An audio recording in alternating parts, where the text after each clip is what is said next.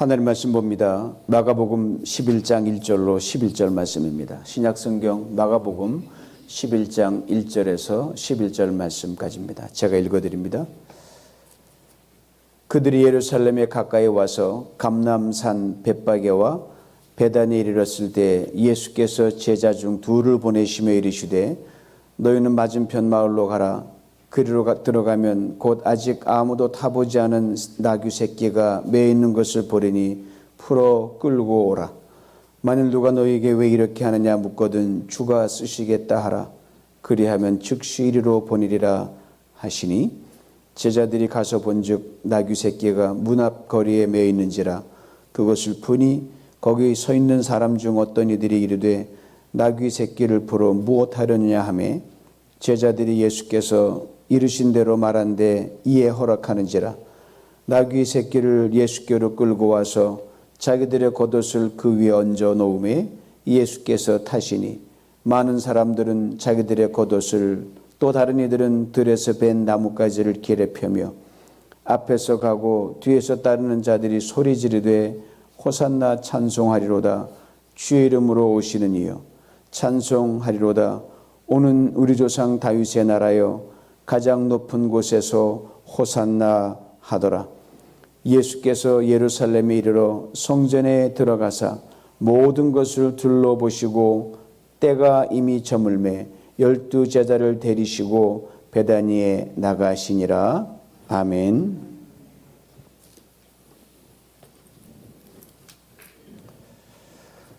오늘은 사순절 마지막 주일입니다. 종려주일이라고 그래요. 사람들이 2000년 전에 종려나무 가지를 들고 흔들었다 해서 종려주일 또는 순환주일이라고 합니다. 패션 선데이, 예수님이 고난 받으신 그 시점이 시작되기 때문에 패션, 고난이란 의미입니다.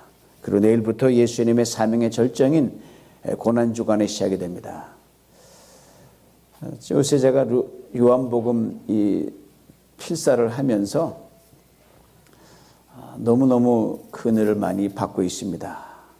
예수님이 이 사명 감당하신 것이 너무 필설로 다 알 수 없기 때문입니다. 하나님이신 분이 사람이 되시라니까 사람이 되실 만큼 순종하셨고, 높으신 분이 저 낮은 데까지 내려가라 내려오셨고, 하느님 아들이 사람의 아들이 되라 하니 그대로 순종하고 살아가셨던 그 주님의 사명을 보면서 절로 비비서 이런 말이 나오면 예수님은 사명에 죽고 사명에 사신 분이다. 이게 바로 예수님의 삶인 것 같아요. 우리 의리에 죽고 의리에 산다 그러잖아요. 이 사명에 죽고 사명에 사는 게 그리스도인입니다. 한번 따라해 보실까요? 한번 같이 사명에 죽고 사명에 살자. 네. 그래서 그리스도 우리 모두에게 너무너무 친숙하고도 다시 우리 스스로를 돌아보게 하는 단어가 늘 둘이 있어요. 바로 하나는 소명이라 그러고요. 다른 하나는 사명이라 그럽니다.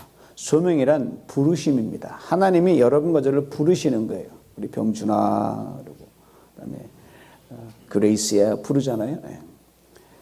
다른 하나는 또 사명이란 하나님이 부르신 그 소명에 걸맞는 일을 수행하는 일을 바로 사명이라 그럽니다. 그러니까 소명과 사명은 뗄래야 뗄 수 없는 관계에 있습니다. 우리가 즐겨 부르는 CCM 찬양에 이런 찬양이 있죠. 따스한 성령님 마음으로 보내 내 몸을 감싸며 주어지는 평안함 만족함을 느끼네. 부르신 곳에서 나는 예배하네. 어떤 상황에도 나는 예배하네. 이렇게 내려간 그 찬양인데요. 이 가사 속에 소명과 이 사명이 압축해서 담겨 있습니다. 부르심이 있어요. 우리를 부르신단 말이에요. 우리를 여러분을 부르시고 저를 부르시고 소명입니다. 그 다음에 그 부르신 곳에 예배한다는 것은 우리의 부르신 우리 그리스도인들이 하나님께 우리의 가장 중요한 일은 예배를 하잖아요. 예배, 사명입니다. 여러분 오늘 주일날 나오신 것은 사명을 감당하러 나오신 줄 믿습니다. 그리고 소명과 사명에 대한 분명한 단서를 달아놨어요. 어떤 상황에도입니다. 즉 소명과 사명은 선택이 아니라 운명이라는 겁니다. 여러분과 제가 성도가 되는 것 운명입니다. 운명은 거스를 수 없기에 어떤 상황에서도 성도답게 살아가야 합니다. 어떤 상황에도 예배를 드려야, 비가 오나 개이나 온라인으로 드리나 오프라인으로 예배를 드려야 된다는 것처럼 말입니다. 예수 믿고 구원받은 성도가 된 것은요, 그 불가역적 부르심, irrevocable calling이에요. 하나님이 취소 안 하면 결코 취소 없으면 그 부르심입니다. 이 거역할 수 있는 운명적, 섭리적 부르심 앞에서 하나님 우리를 또 구체적으로 뜻을 이룰 수 있도록 합당한 길 우리를 한 사람 한 사람 각기 부르십니다. 교회적으로 말하면 저를 목사로 부르시고 전장님 장로님 부르시고 또는 권사님 부르시고 집사로 부르시고 목자로 부장으로 부르신 거예요. 아주 구체적입니다. 불렀으면 어리둥절한 게 아니라 요일을 하라고 정확하게 미션을 주셨어요. 이런 우리 모두는 사명을 받은 자들입니다. 회사에 나가면 또 비즈니스맨으로 또 세상에 나가면 선생님으로 다 각기 있거든요. 앞서 말한 언급한 찬양 가사 중간에 이런 의미심장한 가사가 나와요. 들어보세요. 내가 걸어갈 때 길이 되고 살아갈 때 삶이 되는 그곳에서 예배하네. 내가 걸어갈 때 길이 되고 살아갈 때 삶이 되는 그곳에서 예배하네. 그냥 가사말이 좋아서 부르기엔 아주 무게 있는 가사말입니다. 내가 걸어갈 때라 그랬어요. 즉 사명자의 길을 걸어가는 걸 말합니다. 길이 되고라고 했어요. 즉 사명자의 길을 가면 그 길이 선명히 나타나야 될 거 아니겠어요? 즉 사명자에 걸맞는 길을 걸어가야 함을 여기 담아놨습니다. 살아갈 때라 그랬습니다. 이 역시 사명자의 길을 걸어가는 걸 말합니다. 살아갈 때 삶이 된다 그랬거든요.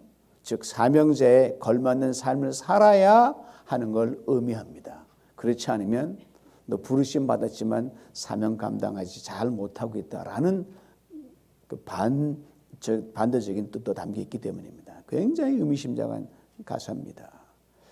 이 찬양의 가사말이 담고 있는 사명의 무게를 다시 한번 인식하면서 오늘 본문의 말씀을 통해서 주님이 원하시는 우리 각자의 사명자로 가는 길이 무엇인가에 대해서 피차 은혜를 나누기를 원합니다. 오늘 보면은 예수님께서 당신의 공생을 다 마치시고 예루살렘으로 올라가시는 장면을 담고 있습니다. 그러니까 우리 죄를 위해 이 땅에 구주로 오신 예수님께서 이제 십자가를 지시기 위해 예루살렘으로 들어가려고 하십니다. 예수님의 사명의 마지막 단계요 절정입니다. 주님과 제자들 중 둘을 부르셔요. 이리 오너라 부르시는 거예요.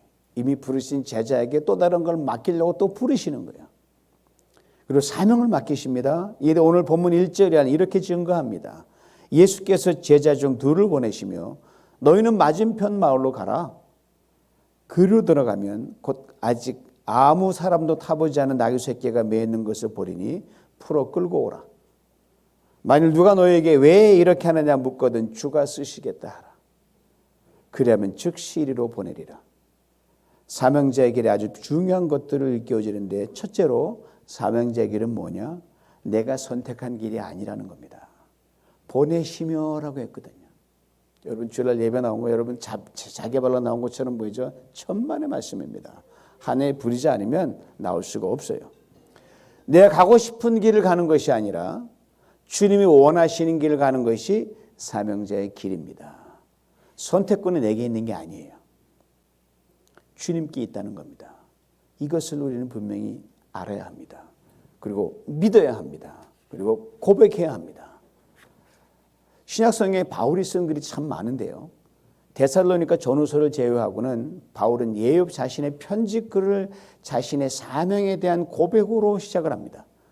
표현은 좀 다르지만 전하고자 하는 내용은 똑같습니다. 즉 자신이 전도인으로서 사명자가 기는 것은 하나님의 선택이다라는 거예요. 하나님의 뜻이라는 거예요. 하나님이 보내신 것이라는 겁니다. 이걸 거듭거듭 그 서신서마다 앞에서 아예 선포하고 나갑니다. 로마에서 바울이 고백한 그의 사명에 대한 소회를 들어보시기 바랍니다. 로마서 1장 1절이에요. 예수 그리스도의 종 바울은 사도로 부르심을 받아 하나님의 복음을 위하여 택정함을 입었도다. 종이 되고 부름을 받고 복음을 위하여 택정함을 입었다 그랬습니다. 모두 다 수동태입니다. 자기 의지와는 관계없어요. 그냥 부르셨으니까 끌려오는 거고 가라니까 감을 당하는 거예요. 이 일련의 과정에서 바울 자신은 아무것도 귀한 것도 없다는 겁니다. 관여한 것도 없다는 말입니다. 오직 하나님이, 오직 주님이 그리하셨다는 거예요. 이것을 바울은 철저히 고백했고 확신했고 믿었습니다. 하지만 바울도 사람 아닙니까? 평범한 사람 눈높이로 보면 대단한 사람이요, 감히 이리 보통 사람이 범접할 수 없는 그런 사람이지만, 그러니까 사명자의 길을 갈 때 말입니다, 자신과 함께한 자가 하나도 없이 다 너 싫어하고 다 떠나버렸던 외로운 사나이가 바울이었어요. 철저하게 홀로 남았던 사람이 바울이었습니다. 사명자라고 하면 이런가? 주님이 보내셨기 때문에 가는 거예요. 책임은 주님이 지시기 때문입니다. 처절한 고독도 겪었습니다. 상상할 수 힘든 상황과 고난과 마주한 적도 참으로 많았습니다. 그랬기에 그는 자신의 사명 앞에서 갈등했어요. 내가 가는 길 맞아? 주님 보내신 건 맞아? 갈등했어요. 두려워 떨기도 했습니다.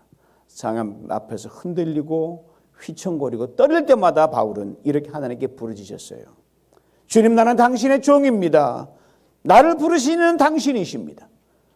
주님, 나에게 사명을 주시고 사명의 현장으로 보내신 분도 당신입니다. 그럴 때마다 주님이 고백하는 바울을 그냥 잡아 일으켜 줬어요. 그리고 훗날 그는 원숙한 고백을 하는 사명자의 길을 걸어갔습니다. 너무나 멋진 말이지 뭐예요. 너희는 나를 본받는 자가 되라. 아주 멋있는 말이죠. 후회 하나도 없는 거예요. 이 길 다시 가라 그래도 가겠다. 나를 본받아라 이렇게 말을 했어요. 사랑하는 성도 여러분, 하나님 우리에게 이런저런 일을 맡기고 그런 사명자 길 가다 보면요, 이 힘든 일도 만나게 됩니다. 아니 만나요. 이해되지 않은 일도 벌어집니다. 감당치 못한 일로 인해 갈등하고 낭망할 때도 있습니다. 여러분 주일 예배드리러 나올 때도 고민 많이 하시면 괜찮아요. 피곤한데 좀 쉴까 뭘까? 요것도 갈등하는데 뭐 엄청나게 벌어지지 않겠어요? 사명 앞에 흔들릴 때가 반드시 있다는 거예요. 크고 작은 흔들림도 있고 다 있어요. 그럴 때 여러분을 종으로 삼으시고 부르시고 사명을 맡기시는 분이 주님이시라는 것, 이 고백을 주님 앞에 토해내는 우리 모두가 될 수 있기를 원합니다. 바울처럼 말이에요. 주님, 나는 당신의 종입니다. 주님, 나를 부르시는 당신이십니다. 주님, 나에게 사명을 주시고 사명의 현장으로 보내신 분도 당신이십니다. 이 고백의 자리에서 여러분 하나님 나의 사명의 길을 갈 수 있도록 새 힘과 용기와 위로를 주실 줄 믿습니다. 오늘 아침 오다가 우리 최 목사님 그 참 불편함을 입고 차에서 내리는 모습 볼 때 보통 사람 같으면 집에 쉬고 싶죠. 그러나 평생 사명제일 갖고 선교했던 그 목사님께서 내가 성전으로 보내신 내 자의가 아니라 주님이시다. 예배하러 갑니다. 그 얼굴이 그냥 헤어컷 클린하게 하고 얼마나 반갑고 기쁜지 화난지 모릅니다. 이게 바로 사명자의 길입니다. 둘째, 사명의 길은 순종의 길입니다. 예수님께 제자들을 보내시면서 이렇게 명령하셨어요. 가라! Go! 이 단의 의미가 아주 깊습니다, 여러분. 그냥 단순히 간다는 의미가 아니기 때문이에요. 말하는 사람의 권위를 위해서 실시간으로 무게로 느끼면서 간다는 거예요. 내가 가는 게 아니라 주님이 가라 했으니까 그 무게가 얼마나 크겠어요. 그러니까 가는 내내 자신의 명령을 내린 사람의 음성이 바로 머리 위에서 끊임없이 자기 귀로 내려오는 것을 들으며 가는 겁니다. 바로 밑에서 서서 듣는, 귀를 기울여 듣는다. 이게 순종이라는 단어의 뜻이거든요. 이 단어가 바로 이 말 속에 들어있는 거예요. 가라는 말씀하시면서 주님께 제자들에게 일련의 행동을 말씀하셨어요. 가라, 풀어라, 가져오라, 말하라. 그러니 제자들이 주님의 명령, 이 일련의 행동 지침들을 쉼없이 자신들의 귀에 생생히 되뇌이면서 갔다는 거예요. 가라, 풀어라, 가져오라, 말하라. 계속 입으로 되뇌이면서 갔다는 거예요. 이 말을 보면서 어린 시절 동네 어린이 제게 들려준 우스갯소리 한 토막이 생각이 나요. 어느 가정에 아버지가 하루는 어린아이에게 심부름을 시켰다는 거 아닙니까? 얘야 약국에 가서 활명수를 하나 사오렴. 아빠가 소화가 잘 안 되는 것 같다. 아들이 집을 나서서 길을 갑니다. 활명수라 그랬지. 동네 옆에 자리를 잡고 있는 그 뻥튀 아저씨를 지나가게 됐어요. 잠시 멈춰서 구경을 합니다. 아저씨가 뻥이요 하는 소리에 뻥하고 뚜껑이 열리면서 강냉이가 막 쏟아져 내려와요. 그러자 그만 활명수를 새까맣게 입고 강냉이란 단어만 기억하고 계속 길을 가는 거예요. 아이는 약국을 향해 갑니다. 얼마를 가다 이번에 엿장수를 만납니다. 커다란 연신 가위를 다 내면서 구멍난 냄비나 부러진 숟가락, 고철이 있습니까? 가져오십시오. 거기에 막 귀어 쏠린 거예요. 엿으로 바꿔드리겠습니다. 맛있는 엿이 왔어요. 엿장수의 이 엿소리에 이번엔 강냉이라는 단어 새까맣게 있고 엿이라는 단어만 기억하고 약국을 향해 달려가는 거예요. 드디어 약국에 도착을 했습니다. 문을 열고 약사가 이렇게 말합니다. 약사에게 이렇게 말해 아이가 아저씨 엿 주세요. 뭐 달라고? 약사 귀를 의심하는 듯 물어본 거예요. 아버지께서 약국에 가서 엿 사오라고 말씀하셨거든요. 결국 활명수를 사지도 못하고 집으로 돌아오고 말았다는 얘기 제가 귀가 닳도록 들었어요. 웃어 넘기기엔 순종에 대한 매우 중요한 가치를 일깨워줍니다. 처음에 잘 듣는 건 매우 중요하죠. 처음 잘 들어야 돼요. 처음부터 안 들으면 일 전체가 시작도 안 되니까요. 그리고 잊지 않고 계속 그 들은 것에 귀를 기울이고 주의하는 것이 더더욱 중요하다는 겁니다. 그렇지만 사명자는 세상의 소리에 다 귀를 기울일 필요가 없습니다. 또 그럴 수도 없습니다. 사명자는 사람들의 소리에 다 귀를 기울일 필요도 없고 또 그럴 수도 없습니다. 오직 주님이 내게 들려주신 그 음성에만 귀를 기울이면 됩니다. 처음부터 잘 듣되 쉼없이 그 들은 것을 거듭거듭 되뇌이면서 잊지 말아야 합니다. 그리고 그 분명한 기준은 하나님의 말씀입니다. 오늘 본문의 제자들 가라, 풀어라, 가져오라, 말하라 이 주님의 말씀을 두고 갔습니다. 가면서 이 말씀을 계속 되뇌었어요. 누가 뭐라도 이 말씀 잊어버리지 않았어요. 가라, 풀어라, 가져오라, 말하라. 그리고 이후 일이 일사천리로 진행이 됩니다. 번임을 받은 제자들 맞은편 마을로 갑니다. 갔더니 주님 말씀하신 대로 문 밖 길거리에 나귀 새끼가 묶여 있는 거예요. 묶인 나귀를 풉니다. 이 광경을 본 사람들이 이렇게 묻습니다. 무슨 일이시오? 왜 나귀를 푸시오? 제자들이 주님이 일러준 그대로 대답을 합니다. 주께서 쓰실 겁니다. 그러자 즉시 허락합니다. 저는 성경 읽을 때마다 이 대목에 전율을 금치 못합니다. 주께서 쓰시겠다는 이 말 한마디예요. 즉시 순종하며 자신들의 나귀를 기꺼이 건너준 사람들의 탁월한 순종이 거기 있기 때문입니다. 예수님의 제자들은 제자들이니까 순종했다 할 수 있습니다. 그러나 이 사람들은 그렇지 않은 사람들이잖아요. 그러나 불구하고 그 어떤 사심도 없이 그 어떤 대가도 바라지 않고 그대로 나귀를 내줍니다. 오직 전적 순종입니다. 제자들의 순종에 뒤은 무명인들의 순종을 대하면서 순종에 대해 우리는 두 가지를 분명히 깨닫게 됩니다. 먼저는 순종은 순종을 낳게 되어 있습니다. 순종의 도민입니다. 사람 잘 만나야 돼요. 순종 잘하는 사람 만나면 내가 순종의 인생을 바뀌고 매사에 삐딱한 사람 만나면 인생 삐딱하 맨날 꼬입니다. 여러분. 다음은 순종은 그 차원과 격을 높여가야 됩니다. 순종의 진보입니다. 모르긴 해도 보내시는 받은 두 제자들 무명의 사람들의 이 전적인 순종 앞에 이 탁월한 순종 머리를 숙이고 탄복했음에 틀림없습니다. 왜냐하면 이곳에 오기 전에 제자들이요. 이 심부름 하기 전에 제자들이 오면서 누가 높으냐 누가 잘났냐고 큰 소리 치면 씩씩거리면서 싸웠거든요. 참으로 이 사람 한편 정말 쪽팔리는 거예요. 그렇게 이 무명의 사람들의 탁월한 순종 앞에서 몸둘 바를 모를 정도로 부끄러워했을 것이라는 건 충분히 짐작할 수 있습니다. 그리고 서로를 쳐다보면서 이런 말을 주고받지 않았을까 저 나름대로 상상을 해봅니다. 우리가 주님 말씀에 순종에까지 쌈질하면서 왔는데 이 사람들을 보니까 우리가 순종 아무것도 아니네. 찬송가의 가사말이 오버레드입니다. 부서져야 하리, 부서져야 하리. 무너져야 하리, 무너져야 하리. 깨져야 하리, 깨져야 하리. 더 많이 깨져야 하리. 씻겨야 하리, 깨끗이 씻겨야 하리. 다 버리고 다 고치고 겸손히 낮아져도 주 앞에서 정결타고 자랑치 못할 거예요. 부서져야 하리, 무너져야 하리. 깨져야 하리, 깨끗이 깨져야 하리. 그렇습니다. 사명자의 길은 순종의 길입니다. 부서지고 무너지고 깨어지고 버리고 또 버리며 고치고 또 고치며 낮아지고 또 낮아지는 겁니다. 그러는 중에 탁월한 순종의 사람으로 주님께서 빚어가십니다. 여러분 살다 보면 열받게 만드는 사람 만나실 거예요. 한 주간 여러분 저 인간 때문에 못 살겠다 그런 분 계셨을 거예요. 아마 속을 뒤집어 놓는 사람도 만나셨을 거예요. 정말 얄미운 사람 만나실 줄 압니다. 그럴 때 그분들이 앞으로는 감사하시기 바랍니다. 그 사람 때문에 내가 인내를 배우게 됐거든요.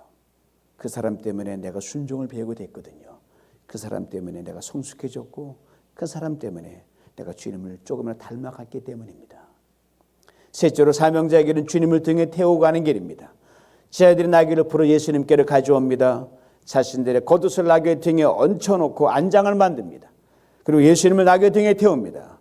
두 가지로 우리에게 일깨워집니다. 먼저는 우리 모두가 알고 있는 예언의 성취가 이 말씀 속에 들어있습니다. 오래전 스가랴 선지자를 통해 말씀하셨던 예언이 그대로 그 현장이 이루어지기 때문입니다. 들어보시오. 시온에 따라 쾌 기뻐할지어다. 예루살렘에 따라 즐거이 부를지어다. 보라 내 왕이 내게 임하시나니 그는 공의로우시며 구원을 베푸시며 겸손한 나귀를 타시는 나귀의 작은 것 곧 나귀의 새끼니라.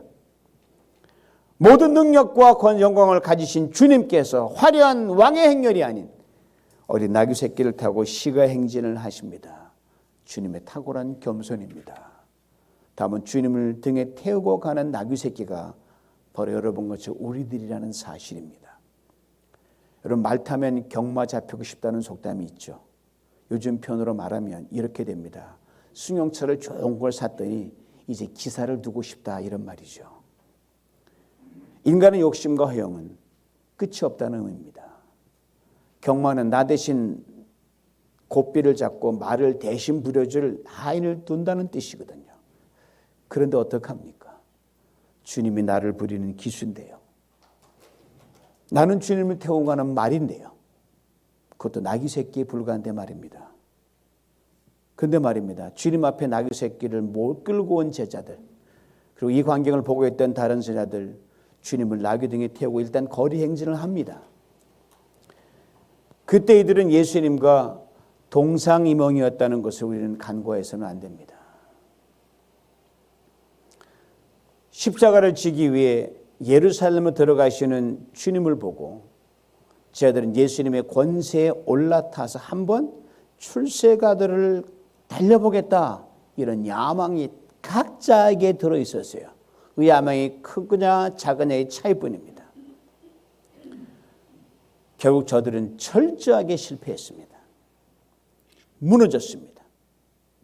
다 주님을 버리고 도망갔습니다. 그렇습니다. 사명자의 길은 주님을 등에 태우고 가는 겁니다. 나의 야망을 채우고 성취를 위해 주님의 등에 올라타는 것이 결코 아니란 말이에요. 오늘날 교회가 위기 시대를 맞고 있다고 하잖아요. 꽤 오래됐습니다. 교회 안에 있는 사람이든 밖에 있는 사람이든 다 이구동성으로 위기라 그렇게 말합니다. 그 위기는 교회 건물의 위기가 아니라 그 안에 들어있는 성도와 목사, 사람들, 우리 부름받은 자 사명자들의 위기란 말입니다. 무슨 위기입니까? 주님을 등에 태우고 가는 겸손한 나귀의 길이 아닌 주님의 등에 올라타고 화려한 마차의 길을 가려고 하는 데 있습니다. 이미 더 많은 사람들이 그 길로 들어섰고 그리고 기회와 여건만 주어진다면 기꺼이 똑같은 길 가려는 사람들이 줄을 서고 있어요.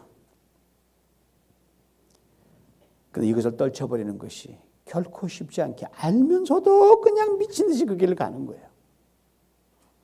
여건만 주어지지 않았을 뿐입니다. 기회 주시면 똑같은 길을 갈 수밖에 없어요. 그러나 남을 비난할 수는 없습니다. 그러기에 예수님이 친히 본이 되셔서 사명자기를 먼저 가신 거예요. 화려한 왕의 행차가 아닌 가난한 사람들의 행렬과 이들이 잘라 깔아준 남루한 겉옷을 밟고 가셨습니다. 왕이 입는 자줏빛 옷도 입지 않으셨습니다. 근사하게 차려진 마병도 없으셨습니다. 여러 가지 존영을 상 휘장들도 하나도 없으셨어요. 무엇보다도 화려한 왕의 마차가 아닌 초라한 나귀를 타셨습니다. 이 주님께서 우리가 주님을 우리의 등에 태우고 나귀의 길을 걸어가시길 지금 원하십니다. 잠시 오늘 본문의 시작으로 돌아가 봅니다. 이렇게 그 시작을 엽니다.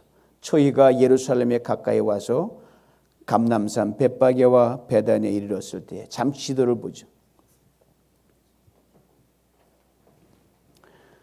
자, 이번에 갔을 때 여기 제가 숙소인 세븐아치 호텔에서 이 저 바라보이는 게 예루살렘 성전이었고요. 뒤쪽에 베단이 벳바게 이 파란색 초록 굵게 선 길이 예수님이 십자가를 예루살렘 들어올 때 그 행로입니다. 여기로 들어오셨어요. 이렇게. 벳바게와 베단에는 이 예루살렘 들어가는 성전 관문 중에 하나였습니다. 겟세마네 동산과 인접한 곳이었어요. 특별히 베단 예루살렘에서 동쪽으로 불과 1.5마일 떨어진 마을이었기에 예루살렘 들어가는 접근성이 매우 뛰어났습니다. 이 베단에서 우리 주님께서 예루살렘에 들어가시기 전 나귀를 타셨다는 겁니다. 그리고 예루살렘을 향하여 시가행진을 하셨어요. 많은 사람이 따랐어요. 예수님이 했던 기가 막힌 행적을 다 봤거든요. 엄청난 일을 했던 분은 알거든요. 그러나 종교와 정치 1번지 예루살렘의 그 화려한 위용과 걸출한 종교 지도의 위협적인 그 풍치에 비하면 너무너무 초라하기 짝이 없었어요. 나귀 새끼를 타시고 시가행진 하시는 주님 모습 너무너무 초라했습니다. 자, 이렇게 나귀를 타시고 예루살렘에 입성하신 우리 주님의 행렬이 어떻게 되는지 아십니까? 그날 우리 주님의 시가행진의 끝에 대해서 오늘 본문 마지막 11절은 이렇게 분명히 증거합니다. 새 번역을 읽어드립니다. 예수께서 예루살렘에 이르러 성전에 들어가셨다. 그는 거기서 모든 것을 둘러보신 후에 날이 이미 저물었으므로 12제자와 함께 베단으로 나가셨다. 베단으로 다시 돌아오셨다는 겁니다. 즉 그날 예수님의 나귀 행렬의 끝은 베단이었다는 겁니다.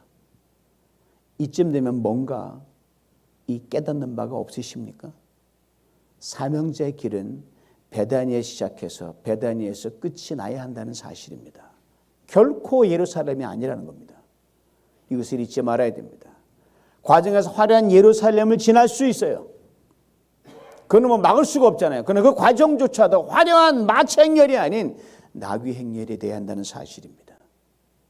이것을 당시 우리 주님 행동으로 현장 체험을 통해 당신의 지자들에게 사명자에게 무엇인지를 일깨워 주셨어요. 그러면서 지자들에게 이들이 걸어가야 할 사명자에게 무언의 선택을 요구하셨습니다. 너희 그토록 바라던 야망의 화려한 마차 행렬을 탈래? 아니면 초라한 나귀를 타고 갈래? 예루살렘 같은 데 가서 떵떵거리고 유명인사로 살래? 베단에 가서 초라하게 나를 섬기며 살래? 내 등에 올라타고 자랑하며 갈래? 나를 등에 태우고 갈래? 주님이 지금 말씀하십니다. 내가 너를 쓰겠다. 이 말씀에 겸손하고 진지하게 우리 모두 예로 응답할 수 있기를 원합니다. 무명의 순종의 사람들이 그랬던 것처럼 말입니다. 그래서 베단에 시작하여 베단에서 끝나는 귀한 사명자에게를 평생 달려갈 수 있기를 원합니다. 지도 다시 한번 봅니다. 베다니, 벳바게, 템플. 요 베다니는요 아주 가난한 달동네였어요. 거기에 문둥병 환자들이 아주 그냥 우글우글 모여 칩성촌을 이루고 살았던 곳입니다. 그러니 여기 억압과 냉대와 멸시와 차별 속에서 상처받은 사람들이 다 모여 사는 그 마을입니다.